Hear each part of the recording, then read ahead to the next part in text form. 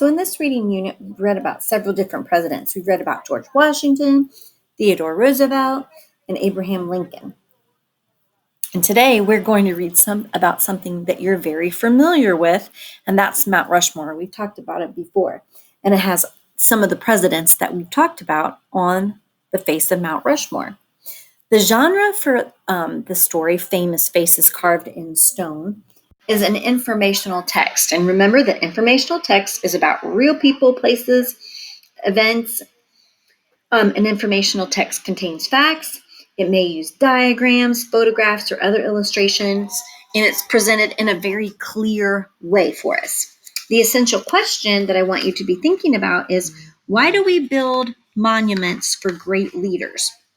Why do we build monuments for great leaders? The comprehension strategies that we're going to use will be clarifying and then predicting and confirming predictions. So when you clarify, remember that helps you understand what you're reading better by stopping and trying to figure out anything that you might find confusing. And when you predict and confirm predictions, it helps you understand what you're reading better by anticipating what might come next. And it's based on the information from the book so far, from other texts you've read, or for your own personal experience. You'll make your predictions, and then you see if your predictions are right by either confirming or disputing that prediction. All right, so let's go ahead and read Famous Faces Carved in Stone by Frederick Nelson. Mount Rushmore is an amazing sight. It has the faces of 4 presidents. They are carved into a mountain. And that is said with an exclamation point because that's pretty amazing. Mount Rushmore is in the Black Hills of South Dakota. Gutzon Borglum created the stone carving. He chose the location because of its huge rocks. He worked on the carving for 14 years. Okay, here's the time to stop and clarify. So after reading this part, is there anything that you find confusing about this? I found the name kind of confusing. I hadn't heard the name like this before.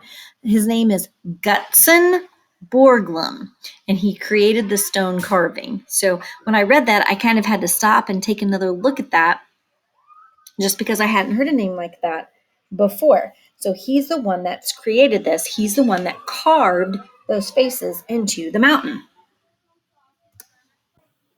All right, Mount Rushmore National Memorial honors the growth of our country and its great leaders. The first section shows the face of George Washington. He was the first president of the United States. He stands for our country's freedom.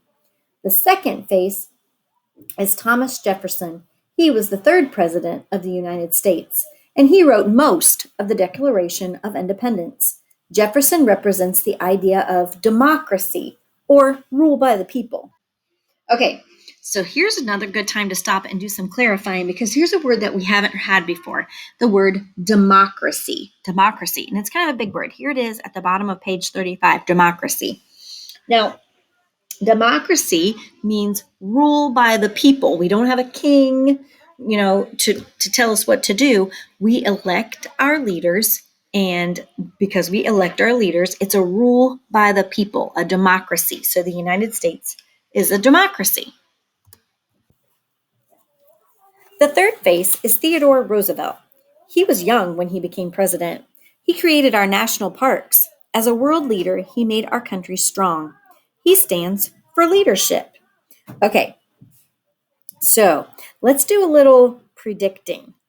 It's told us about George Washington. It's told us about Thomas Jefferson. It's told us about Theodore Roosevelt. What do you think the next thing will happen in our text? What do you think it will describe next? I'm going to guess by looking at the page right here that it's going to tell us about Abraham Lincoln, right? Abraham Lincoln, because that's the fourth face on Mount Rushmore. The fourth face is Abraham Lincoln. He believed that it was wrong for people to be slaves. He led the nation during the Civil War to keep our country united. He stands for fair treatment of all people. Okay, so I can confirm my prediction. I was right. After it described the first 3 faces on Mount Rushmore, it went on to describe Abraham Lincoln as the fourth face. Mount Rushmore is a popular attraction. People around the world come to visit this monument. United States citizens and people from other countries come to the mountain. They know that Mount Rushmore represents freedom. Okay, so is there anything that's confusing in that text? Like, what does it mean when it says Mount Rushmore represents freedom? Now, represent means like acting as a sign for it, like it's in substitution for. So, Mount Rushmore acts as a sign for freedom because remember, it stands for, let's see, George Washington, he stood for freedom. Thomas Jefferson stood for democracy. Theodore Roosevelt stands for leadership. And Abraham Lincoln stood for fair treatment of all people. So it stands for freedom because it stands for all of those things. Mount Rushmore has 4 faces. Washington stands for freedom. Jefferson stands for the rule by the people. Roosevelt stands for good leadership, and Lincoln stands for fair treatment. All right, I will be sure. Oh, nope, I almost let you go before we talked about your vocabulary. All right, I'm going to make sure that the volume is all the way up for you. And the first word for a vocabulary is the word mountain. They are carved into a mountain. Mountain. Land that rises very high above the land around it.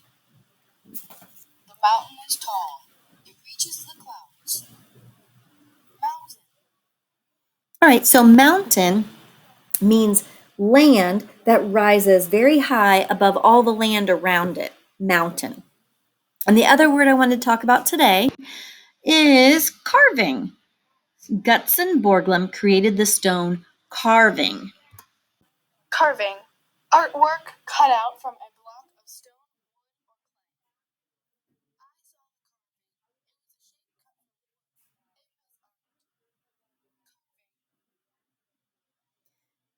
or clay. Okay, so carving is an artwork that's cut from a block of stone, wood, or clay. And in that example, it was cut from wood.